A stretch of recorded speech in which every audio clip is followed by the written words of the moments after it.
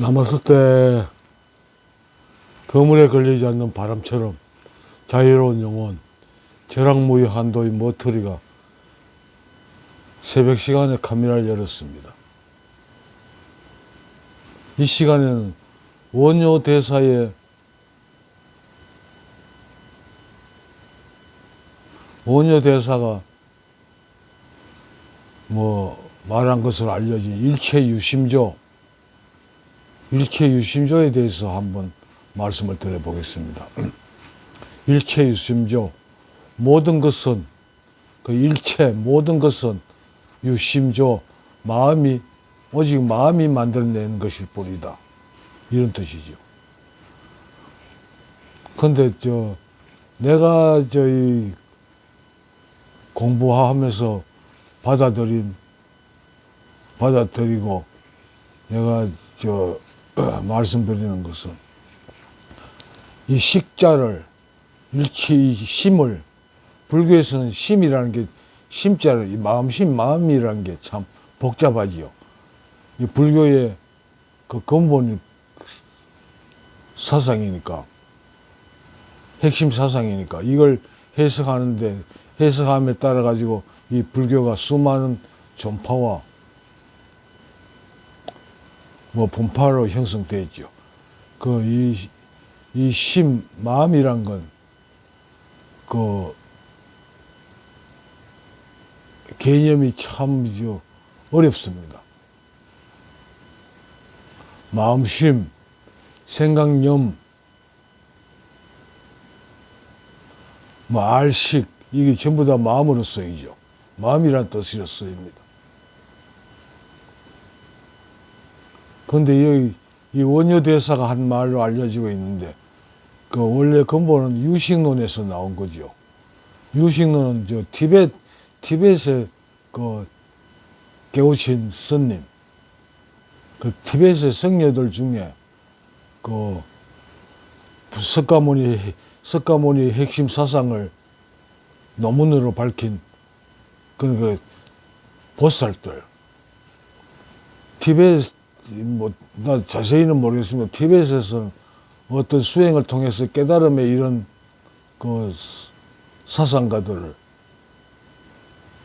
중국 쪽으로 와서는 조사라 그러지만 티벳에서는 보살이라고 표현합니다.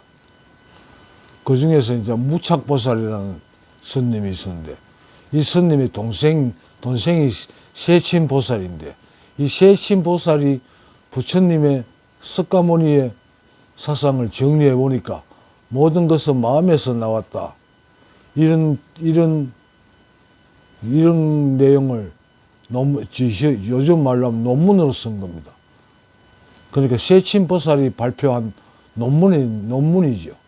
논문이 유식론이 있습니다. 그 유식론에서 나온 사상이겠죠.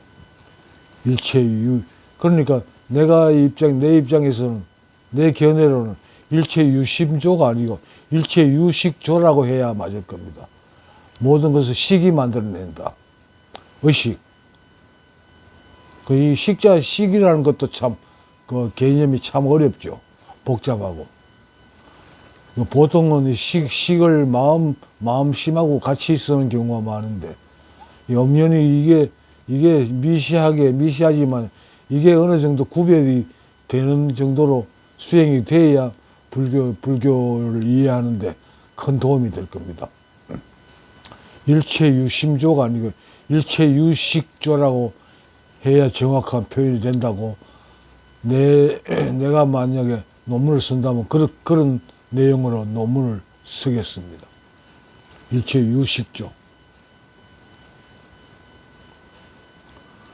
그러니까 식이라는 게 의식을 말하는 거예요. 인식되는 걸 말하는 거죠.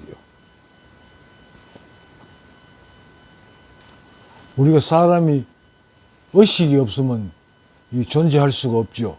모든 의식에 의지해서 보고 듣고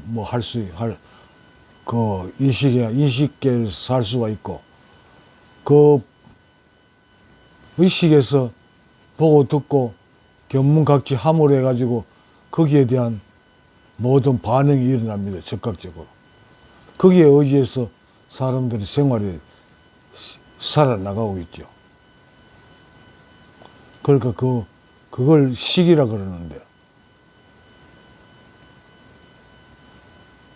뭐 어떻게 뭐 이론이 형성되고 그 유식론을 해석하다 보니까 결국은 시기를 마음이라는 뜻과 마음이라는 말과 통하거든.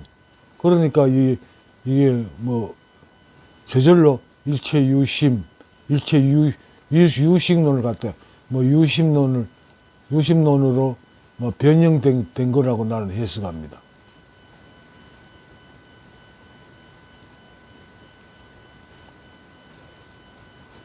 그 내가 좋아하는 인도의 사상가지요.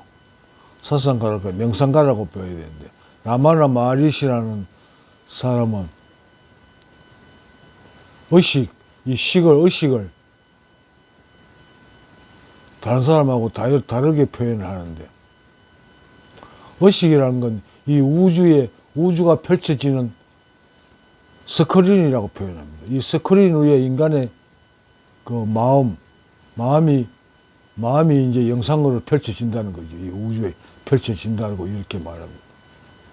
그러니까 마음이 영상으로 펼쳐지는 그 스크린이 의식이라는 거죠.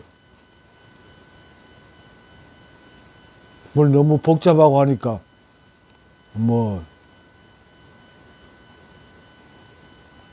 이 설명이 참 모호해지는데,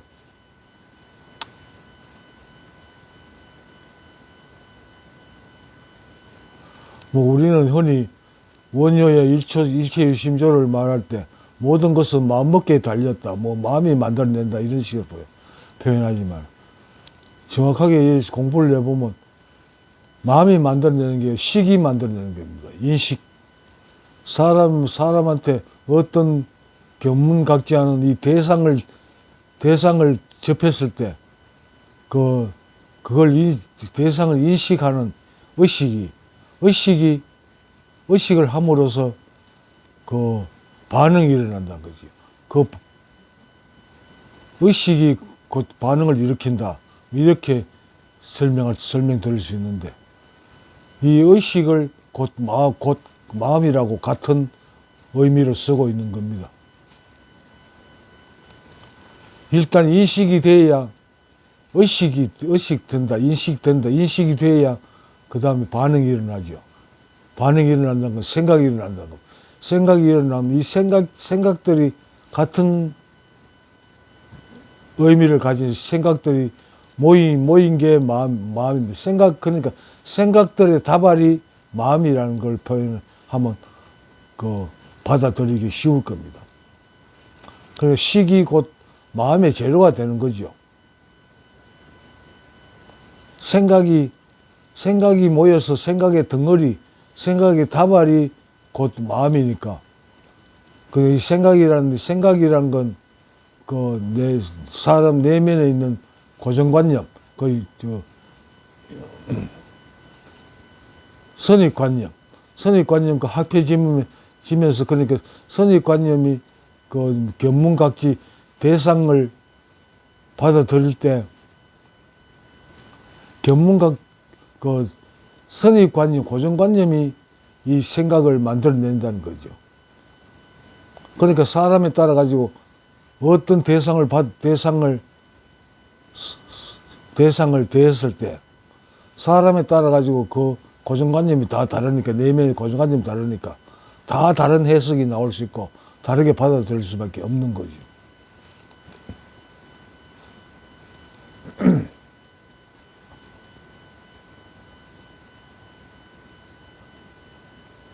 그래서 생각이라는 건 고정관념에 의해서 왜곡돼서 받아들여질 수밖에 없죠. 그래서 가장 중요한 것은 이 고정관념이라는 겁니다. 사람의 내면 사이에 있는, 그리고 어릴 때부터 태어나서 이후에 경험한 거, 그리고 배운 지식, 이것들이 내면 사이에 있는데 그것을 바탕으로 해서 생각이 일어나고, 그 이 생각의 다발이 또 마음이 되는 그런 구조죠. 그 이런 거를 그 수행을 통해서 한번 체험을 해보면 이 구조를 다른 사람하고는 다른 방식으로 이해하게 하시게 될 겁니다. 그래서 내가 늘 말씀드리는 것이 그 수행을 통해서 그 체험을 하시라는 말씀을 드리는데, 이 직접 체험을 해봐야 이 유식론 이런 것도 정확하게 아마 인식 그 이해하실 수가 있을 겁니다. 그래서 저는 늘 말씀드리는 게 수행을 통해서 그 공의 세계를 경험해 보시라는 말씀을 드리는데, 그런 맥락입니다. 수행하십시오. 수행을 통해서 이 공의 세계를 체험하십시오. 직접 체험을 해야 됩니다. 이 공의 세계라는 게 그 결국은 이 유식론의 근본 바탕이 되는 거죠.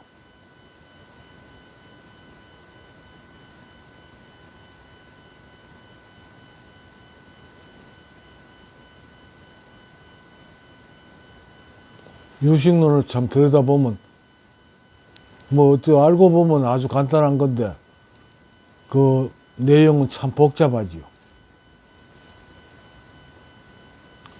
우리가 직접 이 어떤 대상을 대했을 때 처음으로 받아들여 인식되는, 그러니까 견문각지 안입이 설시이니 눈으로 보는 대상, 귀에 들리는 대상, 코로 냄새로 경험하는 대상, 그러니까 혓바닥으로 맛을 보는 그 맛을 느끼는 그 대상, 안입이 설신 그 의식적으로 그 느끼는 그 대상, 그 안입이 설신이 이걸 전오식이라 그럽니다. 유식론에 의하면 전오식. 그리고 우리 내면에 쌓여있는 그 저장되어 있는 잠재의식을 제6식이라고 그러죠. 6식이고 제7식이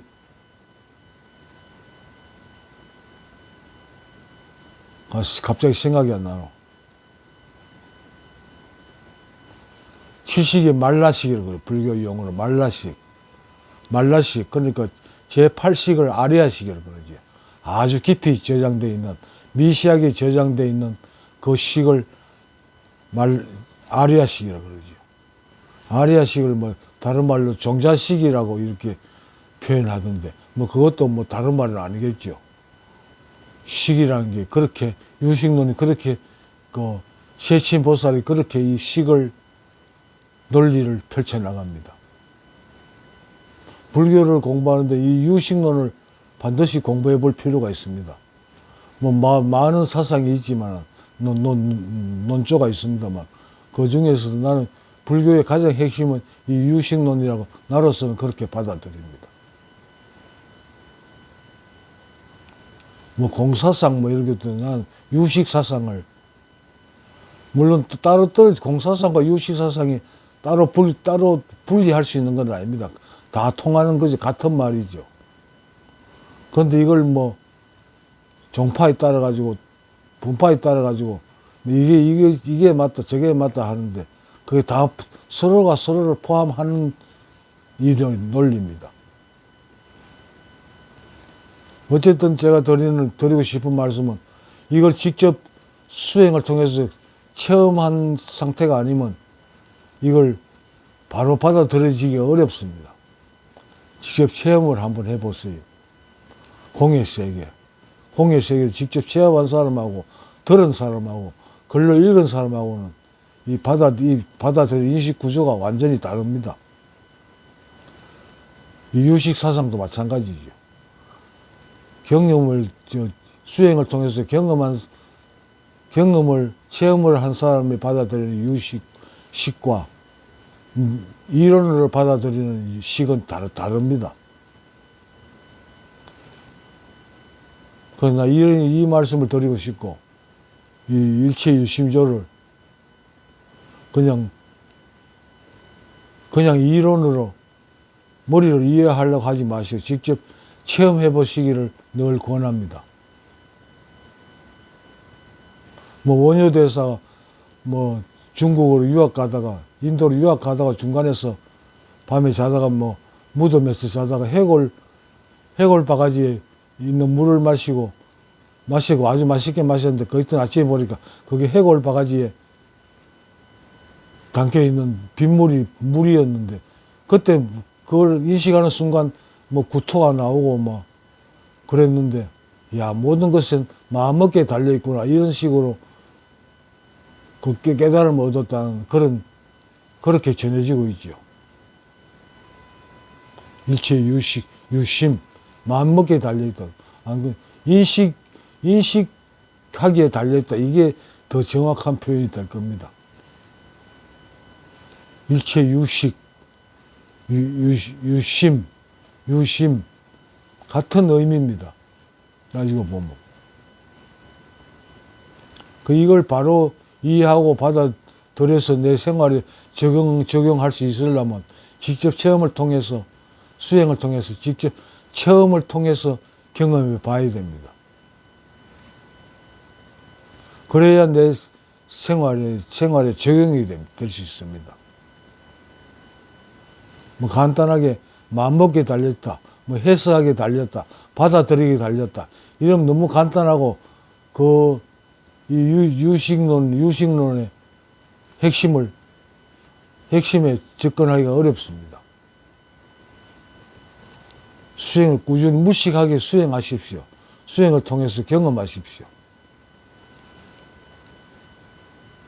오직 이 체험을 통해서만 이 불교를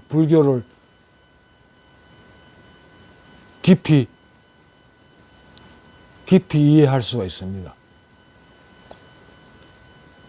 뭐 오늘은 이 일체 유심론이라는 유심조라는 말 가지고 뭐 불교 이론을 뭐 제대로 한번 펼쳐볼 수 있을 것 같았는데 하다 보니까 뭐 또 알맹이가 빠진 것 같네요. 어쨌든 이 말은 이론상으로 머리로 이해해서는 바른 이해가 어렵다는 뜻으로 말씀드리게 되네요. 내가 늘 말씀드리는 그 말씀의 반복입니다. 무식한 체험을 통해 수행을 통해서 체험하시기를 바란다는 이 말씀 결국은 핵심이 이 말이 되네요. 뭐 들으시는 분들은 무료하시겠습니다만 어떤 제가 드릴 수 있는 말씀 이것밖에 없습니다. 어떤 수행을 통해도 상관이 없습니다. 그 수행을 무식한 방식으로 수행을 하십시오. 그래서 수행을 통해서 내 내면에서 나도 모르게 콧방귀가 나올 때까지 수행을 하십시오. 그러면 콧방귀가 나왔을 때 그 순간에 이 공의 세계를 체험할 수가 있습니다. 난 늘 뭐 그 내용, 이 말밖에는 다른 말씀을 드릴 게 없네요. 수행하십시오. 무식하게, 남들 보기에 아주 무식하게 느껴질 정도로 아주 무식하게 수행을 하시면 언젠가는 내면에서 나도 모르게 콧방귀가 나올 겁니다. 겨우 이걸 위해서 내가 이런 수행이라고 했더란 말인가 하는 그런 걸 느끼면서 콧방귀가 나올 겁니다. 그때까지 수행하십시오. 수행을 통해서 이 공예식을 직접 체험하십시오.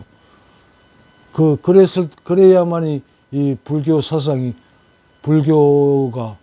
불교의 이론이 내 생활에 적용이 될 수가 있습니다. 오늘도 뭐 결국 이런 식으로 그 내용을 정리할 수밖에 없네요. 이 시간에는 이 정도로 말씀드리겠습니다. 고맙습니다. 감사합니다. 나마스테.